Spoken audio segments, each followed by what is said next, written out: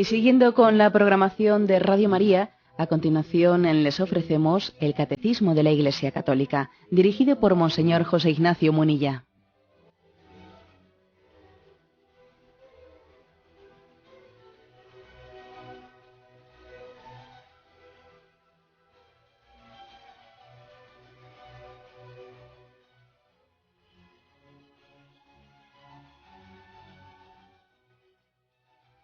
Un cordial saludo a todos los oyentes de Radio María. Un día más, con la gracia del Señor, proseguimos el comentario del Catecismo de nuestra Madre la Iglesia. Después que ayer explicamos el apartado Inspiración y Verdad de la Sagrada Escritura, hoy entramos en el apartado El Espíritu Santo, intérprete de la Escritura. Es a partir del punto 109, que dice así: en la Sagrada Escritura, Dios habla al hombre a la manera de los hombres. Por tanto, para interpretar bien la Escritura, es preciso estar atento a lo que los autores humanos quisieron verdaderamente afirmar y a lo que Dios quiso manifestarnos mediante sus palabras. Afirmación principal de partida: la Biblia es el esfuerzo de revelación de Dios en el que Dios habla en nuestro lenguaje. Es el esfuerzo de Dios para adaptarse a nosotros. Hay que comenzar diciendo que si es verdad que Dios es infinitamente trascendente, a veces se ha subrayado mucho este aspecto, pero equivocadamente en detrimento de su capacidad de comunicarse a nosotros. Cuando se dice, Dios es tan infinitamente superior al hombre, está tan infinitamente distante de nosotros, que por lo tanto todo lo que podamos decir de Él es insuficiente. El hombre es incapaz de definir a Dios. ¿Cómo va el hombre a hablar de Dios en términos humanos? Es imposible que nosotros hablemos en términos conceptuales de Dios, ¿no? Dios es infinitamente trascendente, por lo tanto, de Él no podemos decir nada. Bueno, pues eso, sin más, no es correcto. No es correcto porque cuando se subraya unilateralmente una verdad y no se equilibra con otros aspectos, pues al final se deforma la realidad. Es verdad que Dios es infinitamente superior al hombre, pero también es verdad que Dios nos ha creado a su imagen y semejanza. O sea que hay una analogía entre Dios y el hombre. Y además, también hay que añadir a lo anterior, que aparte de la analogía del ser, que tenemos también una imagen y semejanza de Dios en nosotros.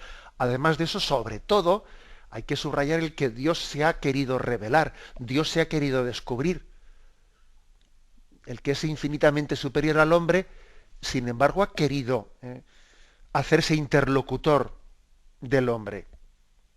Y para hacerse interlocutor del hombre, ha entrado en nuestro lenguaje. Por eso se ha solido a veces hablar de la teología apofáctica, que es una manera de decir un término un poco así complicado, que lo que hace es subrayar que de Dios no podemos decir desde nuestra comprensión nada. O sea, es decir, que de Él podemos únicamente decir que no es como nosotros, que es infinitamente superior, ¿no? La teología apofáctica es una manera de subrayar la trascendencia de Dios hasta tal punto que, claro, que nos quedamos mudos. Ya, pero Dios no se ha quedado mudo. Él ha hablado. Él ha venido a nosotros. O sea, la ley de la encarnación, esa voluntad suya de venir a nosotros, de no dejarnos solos, hace que no sea verdad. O sea, es decir, nuestro discurso no es ese discurso de subrayar la infinita distancia de Dios. No es nuestro discurso. El Dios infinito que el universo no es capaz de contener, al mismo tiempo es el Emmanuel, el Dios con nosotros. Que es puede parecer una contradicción, ¿no? Pero la trascendencia de Dios hay que compaginarla con su inmanencia, es decir, con su cercanía, con su misericordia, que le ha llevado a revelarse, a descubrirse a nosotros. Es decir, que en la encarnación, Dios, o en la revelación, si queréis, ¿no? En la revelación, y el culmen de la revelación es la encarnación, ¿no? En la revelación, Dios se ha situado en el ámbito de nuestra capacidad de comprensión.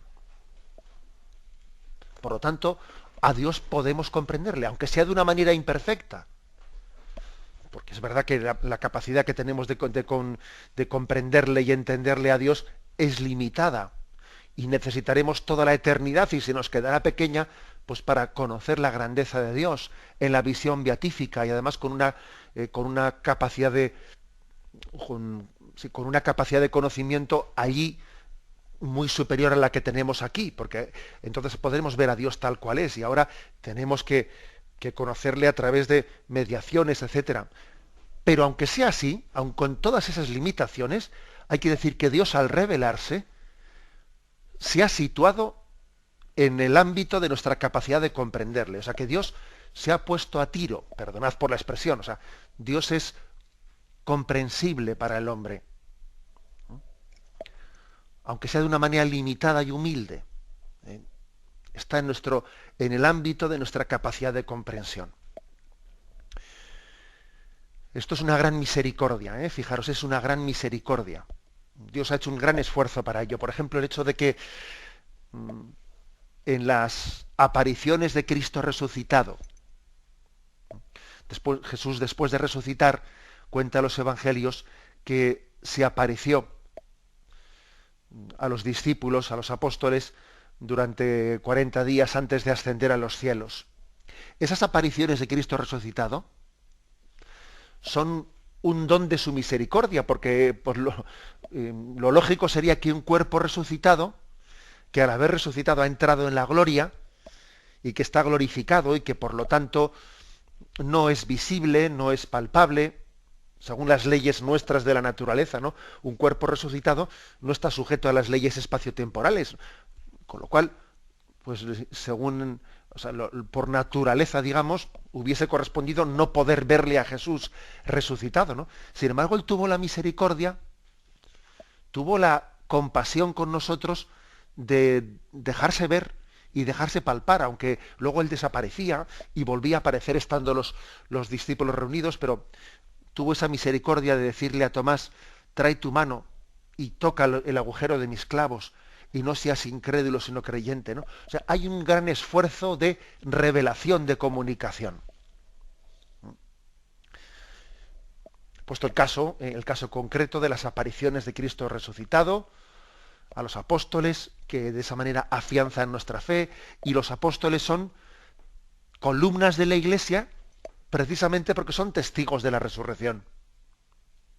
O sea, por esa misericordia que Dios ha tenido de dejarse ver, de dejarse tocar, de dejarse palpar. O sea, Dios se ha situado en el ámbito de nuestra capacidad de comprensión. Esto es la revelación. Por eso dice la primera frase: Dios habla al hombre a la manera de los hombres. Es verdad que aquí hay una especie como de esfuerzo mutuo. Claro, el principal esfuerzo ciertamente es el de Dios, que es el de descender a nuestro lenguaje. Pero al mismo tiempo nosotros, Dios, al hacerse hombre, para hablarnos con lenguaje de hombre, también quiere que nosotros nos divinicemos. O sea, que nuestro entender, que nuestro sentir también se espiritualice, ¿no? Para que nos adentremos en el lenguaje de Dios. Pero obviamente lo segundo no sería posible sin lo primero. Por ejemplo, recuerdo haber escuchado muchas veces pues, la pregunta con respecto a la liturgia. La Iglesia no debería de pues cambiar la liturgia, porque la liturgia hay un tipo de lenguaje que es incomprensible para el hombre de hoy, para los jóvenes de hoy, ese tipo de oraciones en las que se invoca a Dios, los prefacios, las oraciones, los cantos, eso no dice nada al hombre de hoy. Ese es un lenguaje que resbala, ¿no? Entonces, no deberíamos de hacer pues un tipo de liturgia que, no sé, que sea propio de nuestro lenguaje, que sea perfectamente comprensible, etcétera, etcétera, ¿no?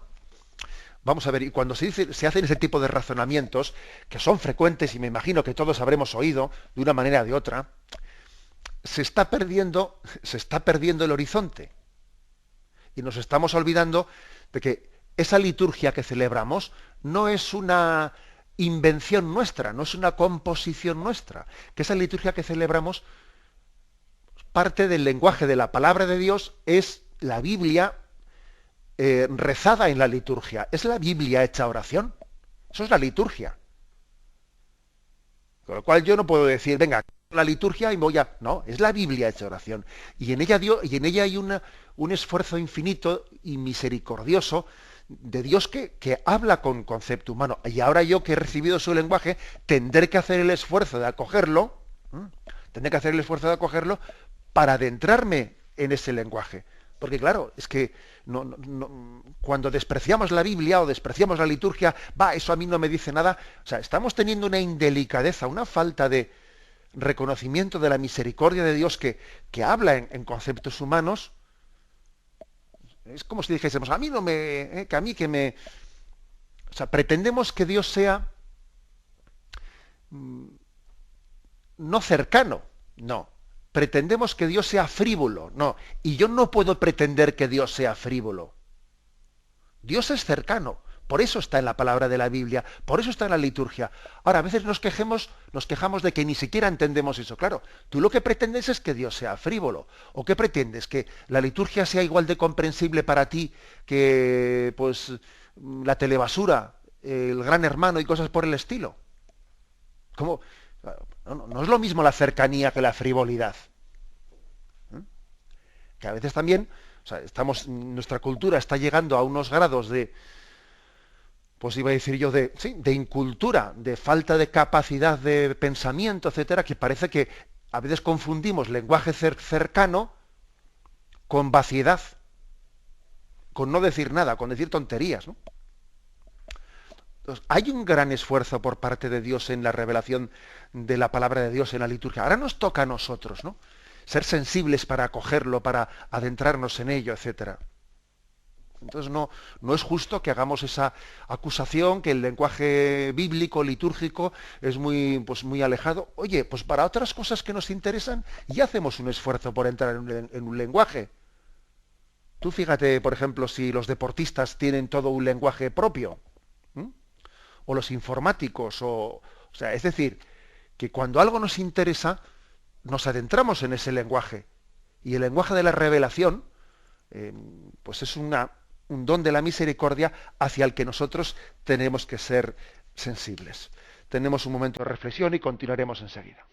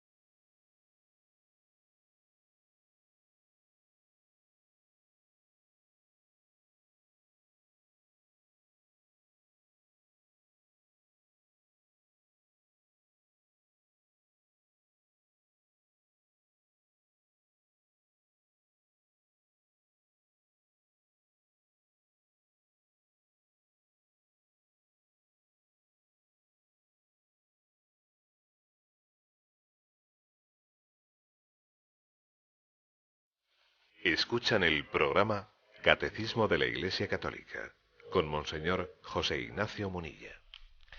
Continuamos con este punto 109. Después de haber afirmado que Dios habla al hombre a la manera de los hombres, continúa diciendo una doctrina que está recogida en Dei Verbum 12, párrafo primero. Dice: por tanto, para interpretar bien la Escritura, es preciso estar atento a lo que los autores humanos quisieron verdaderamente afirmar y a lo que Dios quiso manifestarnos mediante sus palabras. Es decir, que hay que hacer un esfuerzo de ver, vamos a ver, cuando la Biblia dice esto, ¿qué es lo que quiso decir? O sea, ¿cuál es la afirmación, ¿no? Que primero, que el autor que escribió eso, el autor bíblico, ¿qué es lo que significaba eso en ese momento y en ese tiempo que él me lo quería transmitir? ¿Qué significaba? Y eso yo después también le puedo añadir, en el momento actual en el que yo me encuentro, ¿qué me quiere decir Dios ahora con esto? Pero claro, hay que hacer un esfuerzo de comprender bien la Sagrada Escritura. Entonces, lo primero, entender, esto es la auténtica exégesis, ¿no? La palabra exégesis pues quiere significar la comprensión del sentido auténtico de un pasaje de la Escritura. Y para eso hay que hacer un esfuerzo de decir, pues mira, este pasaje está escrito en este contexto histórico, etcétera. Por ejemplo, creo que el Papa ha hecho un gran servicio en esos libros escritos por él, Jesús de Nazaret, etcétera, porque, claro, es verdad que él los ha escrito no como papa, sino como autor, ¿no? Pero es verdad que también es muy difícil de separar pues su sensibilidad personal de autor teológico de todo el conocimiento que él tiene pues de los problemas de la Iglesia en la exégesis, etcétera. Entonces yo creo que él también ha escrito esos libros no solo para hacer una aportación personal, ¿no?, como teólogo, sino que también Benedicto XVI escribe esos libros para intentar enseñarnos también a cómo acercarse a la palabra de Dios.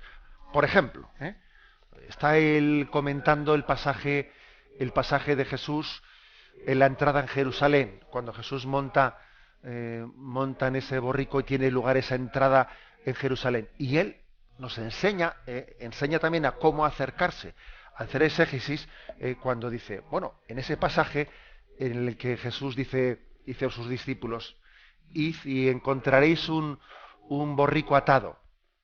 Si alguien os pregunta, o sea, y desatadlo y me lo traéis. Si alguien os pregunta por qué cogéis ese borrico, decidle: el maestro lo necesita, después te lo traerá de vuelta y tal.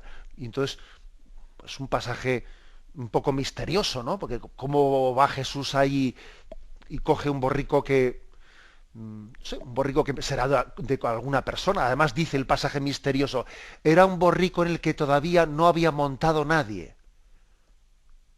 Como diciendo, un borrico que todavía no había sido utilizado como animal de carga, ¿no? Y Jesús lo estrenó. Y entonces, qué curioso eso, ¿no? Qué curioso. Entonces, claro, el Papa se pone a hacer exégesis, Benedicto XVI, hace la exégesis y dice, claro, esto puede parecer un pasaje, bueno, pues una afirmación que no, bueno, pues que es curiosa, pero que nosotros la pasamos de largo y nos falta entender el contexto histórico de esa afirmación. Entonces, dice Benedicto XVI, comentando este punto, dice, claro, nos puede parecer una cuestión insignificante, pero el hecho de que Jesús se presente como Mesías, como el rey de David, ¿no?, el rey, el sucesor del rey David, Hosana, bendito el que viene en nombre del Señor. Y en esa entrada en Jerusalén Jesús es aclamado como el auténtico rey, el auténtico Mesías que Israel esperaba. El sucesor de David, ¿no? Este es el verdadero rey, Cristo Rey. Claro, pues es que resulta que los reyes en su señorío, en su autoridad, se les reconocía el derecho, pues el derecho a requisar. Los reyes requisaban, por ejemplo, para desplazarse de un sitio a otro, requisaban caballos o requisaban la comida. Los ejércitos, pues para entrar en batalla, requisaban medios de transporte.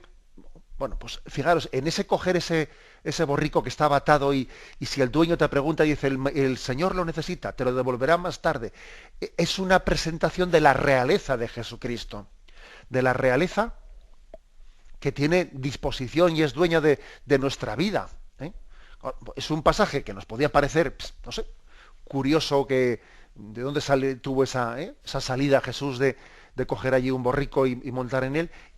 Y es obvio que quien escribió ese pasaje, como estaba imbuido de lo que era la cultura semítica, y claro, los que leían y escribían en esos pasajes evangélicos estaban totalmente familiarizados con los pasajes del Antiguo Testamento, pues digamos que lo entendían fácilmente, el significado de eso, pero a nosotros nos cuesta entenderlo. Luego hay que hacer un esfuerzo, esa es la exégesis, hacer un esfuerzo de entender el Antiguo Testamento para que así los pasajes del Nuevo Testamento se entiendan, ¿no? Por ejemplo, cuando dice ahí en ese pasaje que la gente ponía los mantos, ¿no? Echaba los mantos en el suelo para que pasase Jesús montado en esa borrica. Pues nosotros pues nos parece un poco curioso, ¿no? Que pusiese los mantos en el suelo. Pero un judío que es conocedor del Antiguo Testamento, pues conoce el libro de los Reyes, y por ejemplo el segundo libro de los Reyes, capítulo 9, versículo 13, así se dice, ¿no? Así dice Yahvé: te he ungido rey de Israel. Se apresuraron a tomar cada uno su manto, lo colocaron debajo, tocaron el cuerno y gritaron: Jehú es rey. Y Jehú entra solemnemente. Y alfombran de mantos al suelo para que él sea proclamado, y gritan. Es decir, a nosotros se nos puede hacer, bueno, curiosas ciertas cosas, pero que tienen en el Antiguo Testamento y en la cultura semítica en la que fueron escritas, tienen toda su significación. Lo cual quiere decir, por eso la Iglesia, cuando explica el Nuevo Testamento, lo explica a la luz, a la luz también del Antiguo Testamento. Y cuando vamos a la Santa Misa los domingos, el Evangelio del domingo suele ser puesto en conexión con una primera lectura que es del Antiguo Testamento, a la luz de la cual se entiende mejor el Evangelio de ese domingo. O sea que no es únicamente cosa de algunos teólogos especialistas, que hacen exégesis y estudian teología bíblica o estudian escritura, que es una de las carreras más complicadas porque hay que estudiar un montón de idiomas. Se estudia hebreo y griego y arameo. No, obviamente no hay que ser tan especialista para conocer la palabra de Dios, no. Pero de una manera más sencilla, también la Iglesia hace algo de exégesis, es decir, tiene que acercarse a la palabra de Dios viéndola en el contexto en el que fue escrita. De una manera sencilla, pues como se hace aquí en Radio María, como se hace en las predicaciones de la Iglesia, es explicar la palabra de Dios en el contexto en el que fue escrita. He puesto este ejemplo de pues la entrada de Jesús en Jerusalén, pero podían ser muchos ejemplos más. O el detalle ese que os he dicho, que pues ese borrico en el que Jesús montaba, cuentan los evangelios que era un borrico en el que no había montado nadie todavía. Detalle curioso, que por cierto también luego coincide con ese otro detalle en el que Jesús es depositado en un sepulcro nuevo en el que nadie había sido todavía enterrado. Y ese tipo de detalles que nos puede parecer qué casualidad, ¿no? No, uno lo ve en el contexto bíblico y ve que en el contexto bíblico hay también pues una manera de expresión, un género literario en el que se está afirmando que este Jesús no es uno más, que este Jesús no es un cualquiera, que es el elegido de Dios, que en él se ha hecho el hombre nuevo, que él es el hombre nuevo, que él hace nuevas todas las cosas.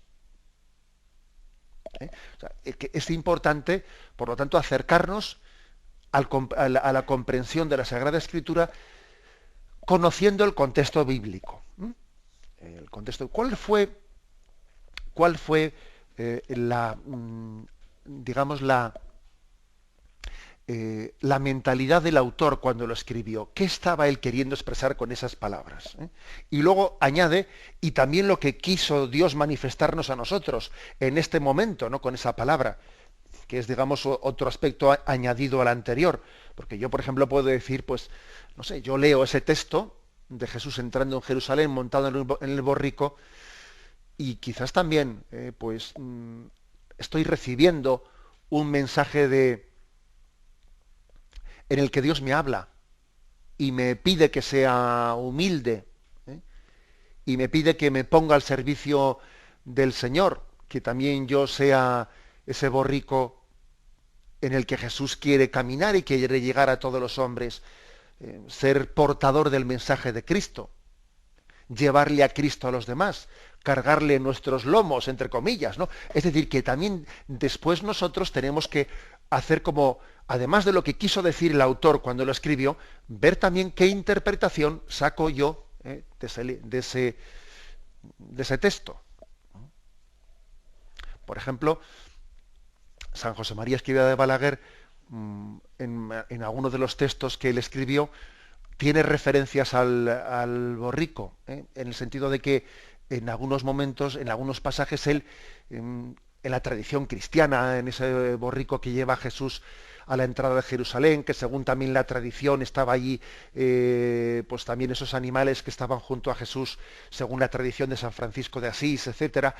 Bueno, pues él también hacía una aplicación espiritual diciendo, yo también quiero dar calor a Jesús como esos animales que calentaron el nacimiento de Jesús en Belén. Eso que hizo San Francisco de Asís es toda una aplicación espiritual para nuestra vida.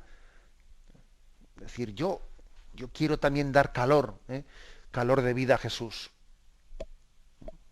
Y el contexto bíblico, pues igual es distinto, porque el contexto bíblico del Antiguo Testamento dice, conoce el buey a su amo, pero Israel no conoce a Yahvé.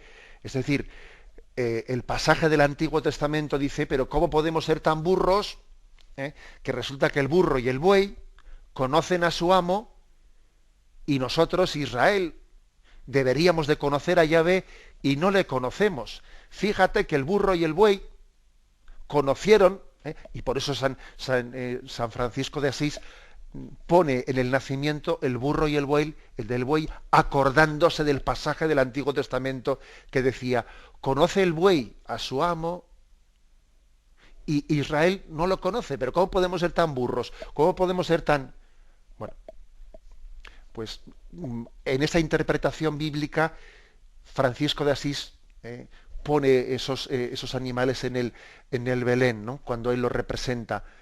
Eh, y ahora nosotros, desde esa interpretación bíblica, pues podemos hacer aplicaciones espirituales. También la Biblia ahora nos lleva a entenderla aplicándola espiritualmente a mi vida y diciéndole a Jesús pues cosas como las que os he dicho. Es decir, Jesús, yo quiero también darte calor de vida, quiero ser fiel a ti, quiero conocerte, quiero, quiero también dar calor a aquellos que pasan frío, a los pobres del mundo que necesitan el calor de nuestro amor, etcétera, etcétera. O sea, es decir, esta es la forma de comprensión de la Sagrada Escritura. Repito, primero, entender qué quería decir ese pasaje cuando fue escrito, que eso es muy importante, y en segundo lugar, segundo paso, es también ver cómo yo me lo aplico, es decir, que en esta circunstancia en la que yo vivo, qué es lo que el Señor quiere comunicarme a través de ese pasaje evangélico. Tenemos un momento de reflexión y continuaremos enseguida.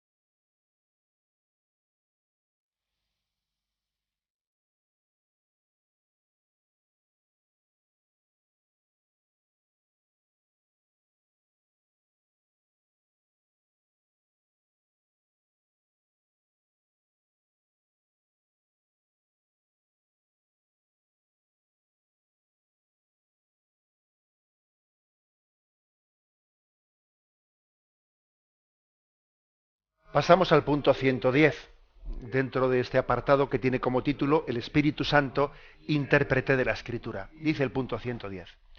Para descubrir la intención de los autores sagrados es preciso tener en cuenta las condiciones de su tiempo y de su cultura, los géneros literarios usados en aquella época, las maneras de sentir, de hablar y de narrar en aquel tiempo, pues la verdad se presenta y se enuncia de modo diverso en obras de diversa índole histórica, en libros proféticos o poéticos, o en otros géneros literarios. O sea, es decir, que existen distintos géneros literarios, formas de hablar, formas de expresarse, y eso es muy importante conocerlo.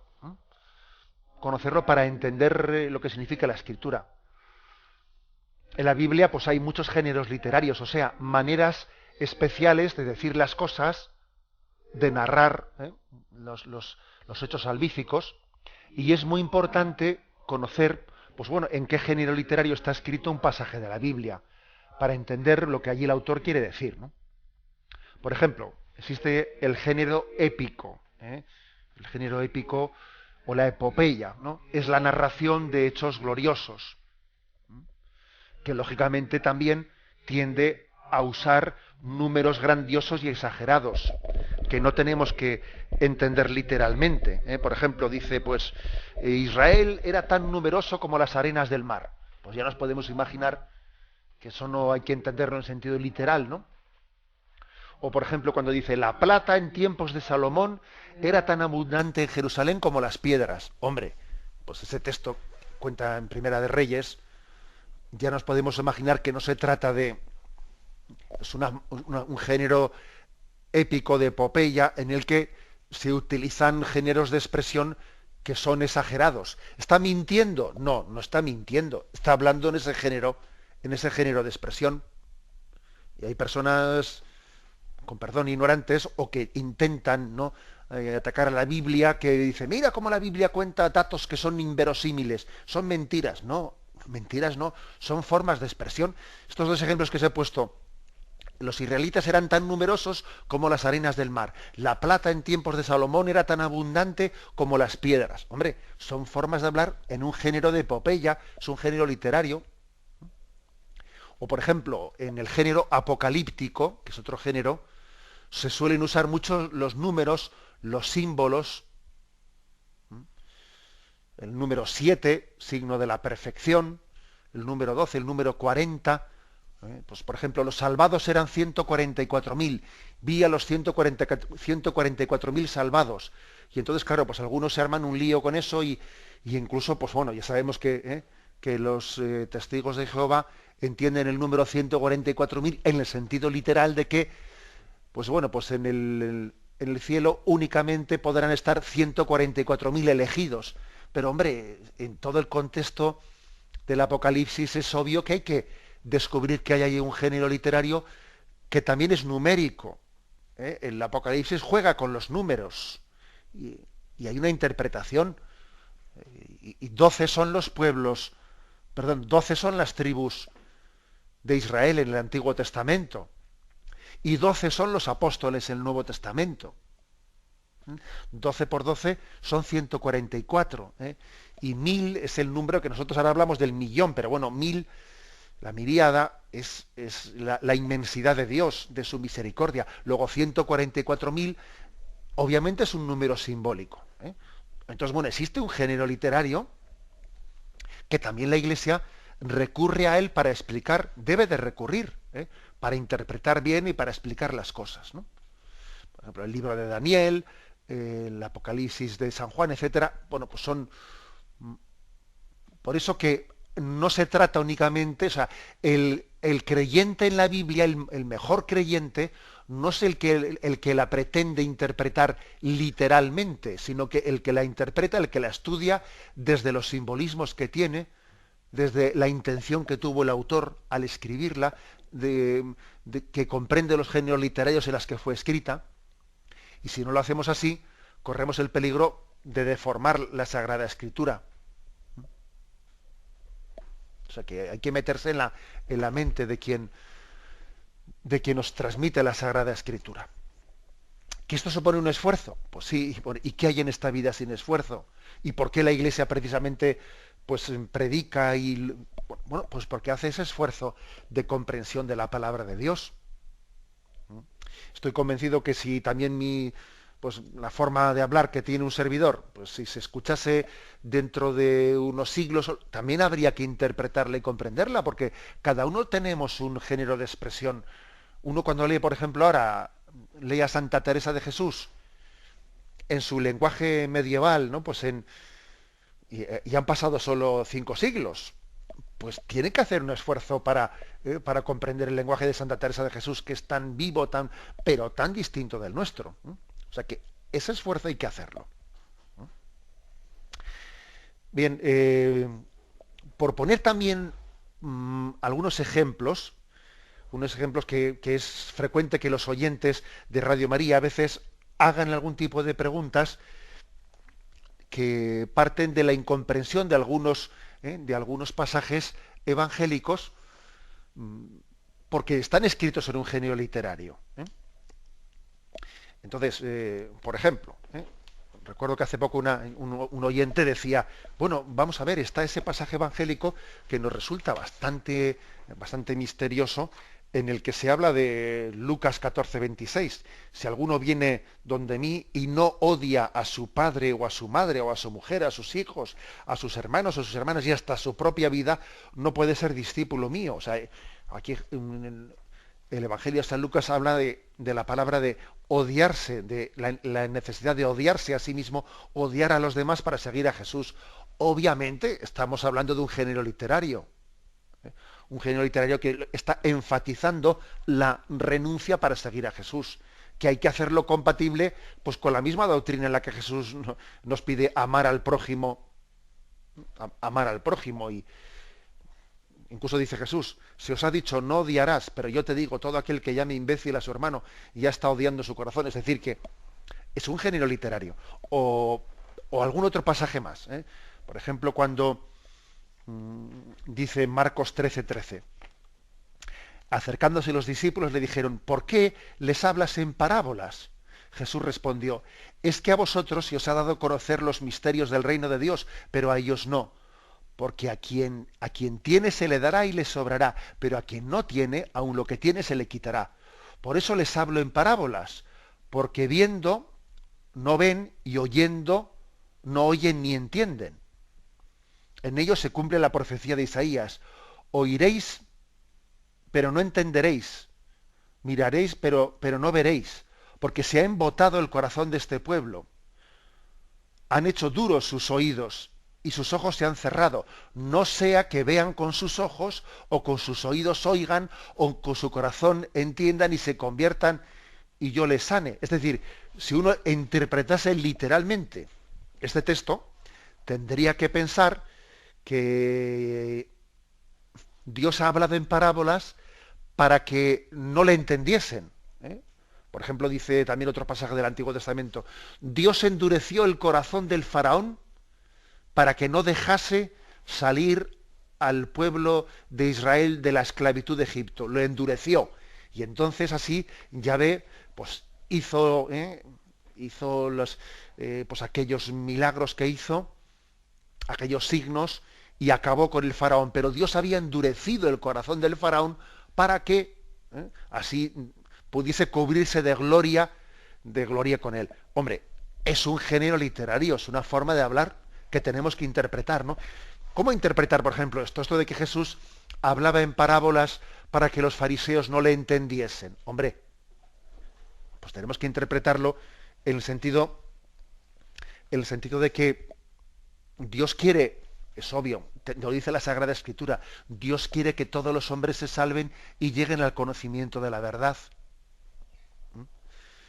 Ahora bien, fijaros, incluso cuando nosotros pecamos, incluso cuando nosotros rechazamos a Dios, en ese rechazo que tenemos de su gloria, también, sin pretenderlo, estamos glorificándole. Es decir, incluso cuando rechazamos la gloria de Dios, cuando rechazamos su misericordia, cuando rechazamos su gracia, y bueno, pues Dios respeta nuestra libertad, y entonces en nuestra maldad, en nuestro rechazo, en nuestra condenación posible, también estamos, o sea, también la gloria de Dios, de su misericordia y de su paciencia y de su justicia queda subrayada. O sea, es decir, que a Dios se le da gloria en todo momento, a Dios le dan gloria de una manera los que están en el cielo salvados, pero también le dan gloria los que en el purgatorio se purifican, y también le dan gloria, aunque no lo pretendan, los que han rechazado su misericordia y están condenados. Es decir, que a Dios se le glorifica siempre. Incluso cuando los fariseos rechazan las parábolas, sin pretenderlo, están glorificando la misericordia de Dios. Esto a nosotros nos cuesta entenderlo, porque es un lenguaje muy, digamos, distante de nuestros conceptos bíblicos, no, conceptos actuales, culturales, ¿no? Pero en el contexto en el que se ha escrito, es mucho más fácil entenderlo. En ese pasaje en el que dice, mira, yo hablo en parábolas para que el que quiera entender pueda entenderlo, y el que no quiera entender no lo entienda. O sea, se está remarcando el respeto de Dios a la libertad del hombre. Pero mira, tú le vas a dar gloria a Dios en su misericordia cuando acojas la palabra de Dios, y le vas a dar gloria a Dios también en su justicia cuando rechaces su palabra. Dios respeta tu libertad. Aunque obviamente la voluntad de Dios es que todos los hombres acojan la palabra de Dios. Bueno, pongo algún ejemplo como este, que yo sé que es complicado y que a veces cuando damos con algún texto de estos nos chirría, pero tenemos que hacer un esfuerzo muy serio de comprender el género literario, para entender lo que significaba en su momento, ¿no? Porque es como si se utilizase una especie de un género provocativo. Yo quiero que tú te salves, ¿eh? Yo quiero que que mi salvación llegue a ti, pero al mismo tiempo respeto tu libertad, ¿eh? Y incluso cuando tú rechaces el mensaje del amor a Dios, Dios te respeta, y tú sin darte cuenta estás dando gloria a su nombre, porque va a quedar patente que Él te ha ofrecido y que tú has rechazado ese mensaje de salvación. Bueno, por ello es tan importante la comprensión de los géneros literarios, y por eso, por ejemplo, ese otro pasaje que dice, si tu mano te hace caer, córtatela, si tu ojo te hace caer, sácatelo, que habla, que obviamente no está haciendo una apología de las amputaciones, sino que está hablando de la radicalidad evangélica en el seguimiento de Jesucristo. Es muy importante la comprensión de los géneros literarios, pues para entender el espíritu de Cristo presente en los evangelios. Y lo hablaremos el próximo día, pero es muy importante que los textos sean comprendidos en su contexto, a la luz de los demás textos. Y los textos más oscuros tienen que comprenderse desde los más claros, no al revés, que a veces yo veo a algunas personas que tienden desde los textos más complicados a confundirte lo que es más sencillo. No, al revés. Los textos más difíciles, explícalos desde los más claros. O sea, el contexto nos da mucha luz para entender la palabra de Dios. Lo explicaremos el próximo día, si Dios quiere. Ahora damos paso a la intervención de los oyentes. Podéis llamar para formular vuestras preguntas al teléfono 917 107 700. 917 107 700.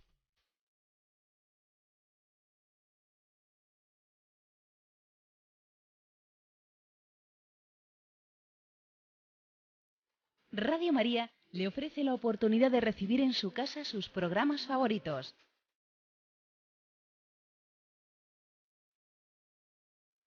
Ahora lo puede hacer a través de nuestra página web www.radiomaria.es o bien llamándonos al 902 500 518. 902 500 518. Pídanos el programa que más le interesa en cualquiera de sus emisiones, especificando el día y la hora que lo ha escuchado. Solo nos tiene que decir Si lo quiere en CD de audio o CD o DVD en MP3. Haga su solicitud en el 902 500 518 y en www.radiomaria.es. Radio María, más cerca de usted.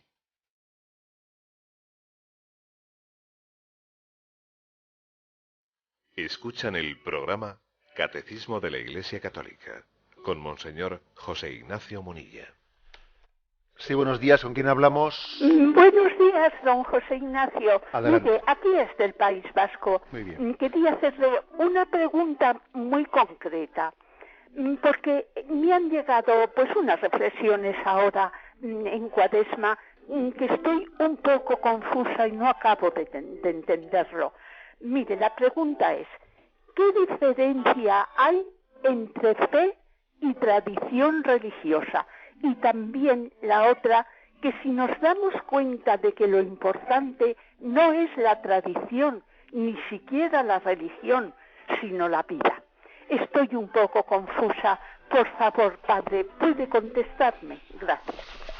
Bueno, vamos a ver, la verdad es que a mí igual me falta un poco el contexto en el que esas palabras están escritas, ¿no? Vamos a ver, ¿qué diferencia hay entre fe y tradición religiosa? Hombre, igual yo suelo distinguir entre la palabra tradición o tradiciones, ¿eh? La palabra tradición con mayúscula, nosotros decimos que la revelación de Dios ha venido a través de la palabra de Dios y de la tradición. Por lo tanto, la tradición es una fuente de comunicación de la palabra, o sea, de la revelación de Dios. Y no podemos tener fe al margen de la tradición.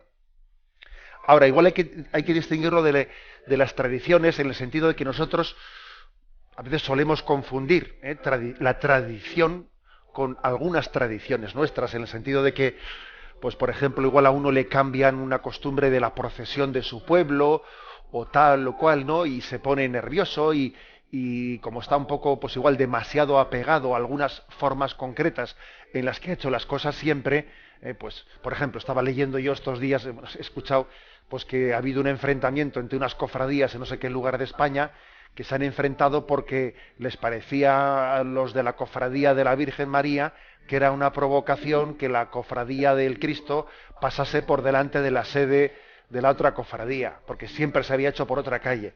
Y dice, no, madre mía, eso no es que sea la tradición, eso son unas tradiciones que se pueden cambiar perfectamente y es ridículo que dos cofradías se enfrenten por una tontería como esa. ¿Me explico? O sea que hay que distinguir entre la tradición, que no podremos cambiarla nunca y además que nuestra fe está ligada a ella, como a la palabra de Dios, de ciertas tradiciones humanas que tenemos que tenerla, pues la libertad de no apegarnos a ellas, ¿no?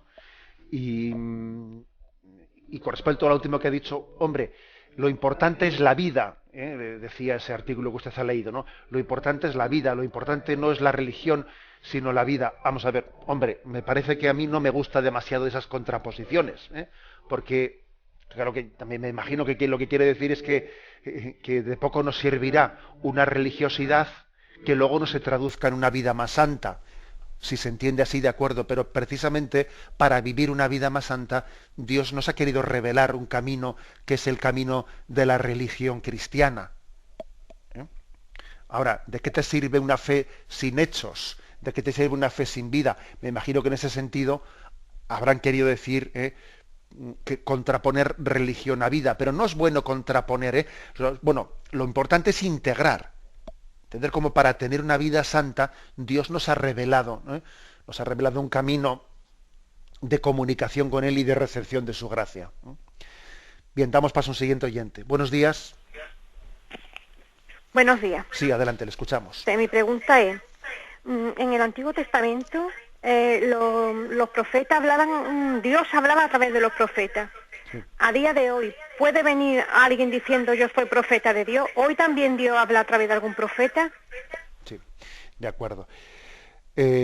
No en el mismo sentido. O sea, hoy en día hay profetas, claro que hay profetas, pero no en el sentido de que vaya a elegirlos como instrumento para tener un cauce de revelación pública como tuvo a través de los autores sagrados. Es decir, la revelación concluye con la muerte del último de los apóstoles, ¿eh? Con lo cual la Biblia, para entendernos, está completa, ¿eh? La revelación pública ha concluido. No puede venir una especie como de opúsculo para completar la Biblia. No, eso no, ¿eh? Bueno, pero sí puede haber profetas en otro sentido distinto. No en el sentido de una revelación pública, sino en el sentido de que también Dios se sirve de los santos. En el fondo, los auténticos profetas son los santos, ¿no? Que con su testimonio de vida nos hacen pensar, nos cuestionan, con la denuncia de nuestros pecados, con esa especie de invitación que nos hacen a seguir a Jesús en santidad, etcétera. Claro que hay muchos profetas a nuestro alrededor, de los cuales Dios quiere que nos sirvamos para seguirle, ¿eh? Damos paso a una siguiente llamada. Buenos días. Hola, buenos días. Sí, adelante. Oiga, agradecerle todos los días lo que nos enseña, que es una oportunidad estupenda. Yo querría preguntarle lo siguiente. El otro día, en una charla en la que había un sacerdote, se plantearon varias preguntas y una de ellas era en torno a los milagros. Entonces, la persona que preguntaba, era un poco a lo mejor mi pregunta también, se hizo ella eco de ello, dijo que en los milagros realmente el sacerdote respondió que hay que verlos en un contexto, que es un estilo literario en el que se agrandan las cosas, en que los panes a lo mejor no eran tantos panes, o incluso dedujimos un poco que los milagros no eran tales, sino que tienen otro sentido. Entonces esta persona que había hecho la pregunta dijo al final, bueno, pero si realmente esto no se produce así, porque el sacerdote dijo, es que está escrito por hombres, y los hombres eso pues lo han agrandado o han variado algo y tal, pero claro, el Evangelio también nos dice que Cristo resucitó. Entonces, si los milagros, es lo que planteaba esta persona, no los creemos, la resurrección también está escrita por hombres, no fue Jesús el que escribió allí, o Dios ha resucitado. Entonces dijo, no, eso es otra cosa, por supuesto que eso es otra cosa, pero yo siempre he creído en los milagros y yo pienso que realmente pueden estar, no sé, pues algo cambiados, pero que los milagros existieron, porque si no, toda esa población que había que creyeron en Jesús de Nazaret, yo creo que en parte los milagros se produjeron para eso. ¿Usted qué opina? De acuerdo, bien. Ha sido su pregunta muy, muy clara. Mientras que escuchábamos cómo despegaba un avión por debajo, por cierto.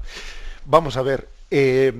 Yo creo que hemos tenido un influjo de teología secularizada en las últimas décadas que ha llevado, desde una exégesis incorrecta y muy racionalista, ha llevado a poner en sospecha los milagros. Y eso no es correcto. Los milagros, la historicidad de los milagros, creo que es incuestionable. O sea, si uno quita de la Sagrada Escritura de los Evangelios, los pasajes evangélicos en los que Jesús dio testimonio de quién era, si no me creéis a mí, creed a mis obras, creed a mis milagros. Eso lo dice Jesús en el Evangelio de San Juan. O sea, no solamente sus palabras, sus actitudes, sino sus propias obras, sus signos, son testimonio de quién es Jesucristo. Luego, los milagros son una testificación de la divinidad de Jesucristo. Esto me parece importante, que luego los milagros pueden tener también un género literario en su forma de expresión, sí, pero no en el sentido de que niegue la historicidad del milagro, sino que lo pone al servicio. Por ejemplo, lo ponía al servicio de una catequesis. Por ejemplo, el Evangelio de San Juan, pues el milagro de la multiplicación de los panes lo pone al servicio del discurso del pan de la vida, de la Eucaristía. O el milagro de la curación del ciego de nacimiento lo pone al servicio de la predicación de Cristo, del bautismo que nos da la luz de la fe. O sea que es verdad que los milagros tienen un género literario que está puesto al servicio de la predicación de Cristo, pero no en el sentido de que el género literario invente el milagro. Invente el milagro. Y por cierto, esa pregunta que usted le hizo o que aquella mujer le hizo a ese sacerdote estaba muy bien hecha, porque claro, si negamos la historicidad de los milagros de Cristo en el Evangelio, ¿cómo vamos a O sea, es decir, porque luego también vienen algunos y niegan también la historicidad de la resurrección de Jesucristo. Esa pregunta está muy bien hecha. Además es que somos injustos, porque leía yo recientemente una interpretación exegética que decía, por ejemplo, lo siguiente, ¿no? El milagro de la multiplicación de los panes ante una multitud tan grande, independientemente de que luego también haya un género literario, ¿no? Pero ¿cómo ese milagro tuvo que existir históricamente? Fijaros, se han encontrado tumbas de los cristianos del primer siglo, en el que los cristianos enterraban a los suyos, todavía no con el signo de la cruz. Nosotros ponemos un signo de la cruz en las tumbas, ¿no? ¿Sabéis cuál era el signo con el que los cristianos enterraban a sus primeros difuntos? Los primeros cristianos. El pan y los peces. Fijaros, tanto les impactó la multiplicación de los panes a ellos, que como signo cristiano ponían adornaban las tumbas de los suyos con el pan y los peces. O sea, ¿cómo se iba a explicar un hecho como ese? Porque fijaros, modificar las costumbres mortuorias suele ser muy difícil, ¿eh? O sea, en el momento en el que enterramos a los nuestros, lo hacemos según unas tradiciones que es muy difícil cambiarlas, ¿no? ¿Qué aconteció en aquellos montes de Galilea para que los primeros cristianos introdujesen el signo del pan y los peces como iconografía del enterramiento de los suyos? Si aquello hubiese sido únicamente un género literario, una forma de hablar, si no hubiesen sido testigos de ese hecho milagroso, para rato iban a tener, ¿no?, esos signos en el enterramiento. Bueno, pongo un ejemplo, es decir, esto que acabo de hacer es una especie de argumento histórico crítico para también subrayar la historicidad de los evangelios. Pero cuando, por ejemplo, se intenta interpretar el evangelio de la multiplicación de los panes y los peces, eso sí, es un género literario. Lo importante es que quiere decir que, como el niño llevó unos panes y unos peces, que Dios multiplica nuestra generosidad. Si tú eres generoso y entregas los panes y los peces, los pocos panes y peces que tienes, Dios multiplicará tu caridad. No, mire usted, esa interpretación que niega el hecho, el acontecimiento milagroso de Jesucristo, es una reducción del acontecimiento a una mera aplicación moral, y eso es incorrecto. La aplicación moral sigue al acontecimiento salvífico, no lo niega, no lo niega. Bueno, esto creo que es importante. Tenemos el tiempo cumplido. Me despido con la bendición de Dios Todopoderoso, Padre, Hijo y Espíritu Santo. Alabado sea Jesucristo.